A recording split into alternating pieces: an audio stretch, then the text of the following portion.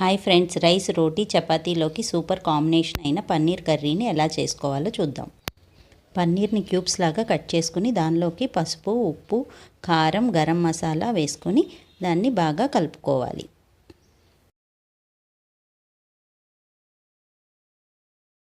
Stove మీద pan పెట్టుకొని దానిలో 2 టేబుల్ స్పూన్స్ గీ యాడ్ చేసుకోవాలి. కొంచెం వేడెక్కిన తర్వాత దానిలోకి మ్యారినేట్ చేసి పెట్టుకున్న పన్నీర్ ముక్కలను వేసుకొని ఫ్రై చేసుకోవాలి.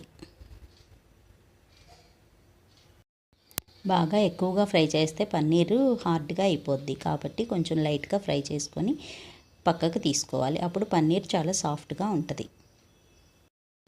ఇలా ఫ్రై అయిన పన్నీర్ని బౌల్లోకి తీసుకొని ఉంచుకోవాలి.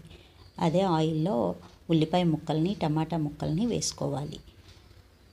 నేను ఇక్కడ ఒక పెద్ద ఉల్లిపాయ, 2 టమాటాలని తీసుకొని కట్ చేసి వేసుకున్నాను.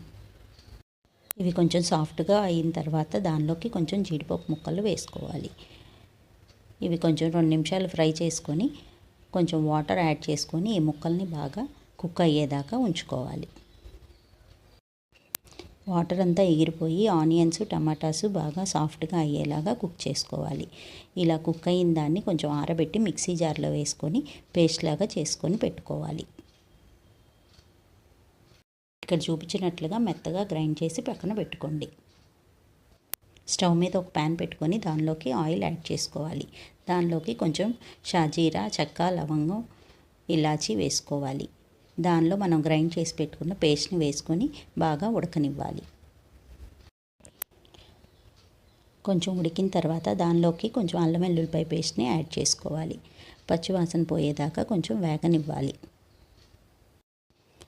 ఇప్పుడు దానిలో కొంచెం పసుపు, ఉప్పు, కారం, ధనియాల పొడి వేసుకోవాలి. మీ రుచికి తగినట్లు ఉప్పు, కారాలని అడ్జస్ట్ చేసుకోండి. రైస్లోకి అయితే కొంచెం ఎక్కువ కారం పడుతుంది, చూసుకొని వేసుకోవాలి. తర్వాత దానిలోకి పచ్చిమిర్చి, 4 పుదీనా ఆకులు వేసుకుంటే టేస్ట్ చాలా బాగుంటుంది. కొంచెం ఉడికిన తర్వాత దానిలోకి 2 టేబుల్ స్పూన్లు పెరుగును వేసి బాగా మిక్స్ చేసుకుంటూ కలుపుకోవాలి.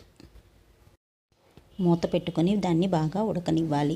దానిలో నుంచి ఆయిల్ సపరేట్ అయ్యేదాకా ఉడకనిచ్చి అప్పుడు దానిలో 1 గ్లాస్ వాటర్ని యాడ్ చేసుకొని మళ్ళీ బాగా మరుగుతున్నప్పుడు పన్నీర్ ముక్కల్ని యాడ్ చేసుకోవాలి.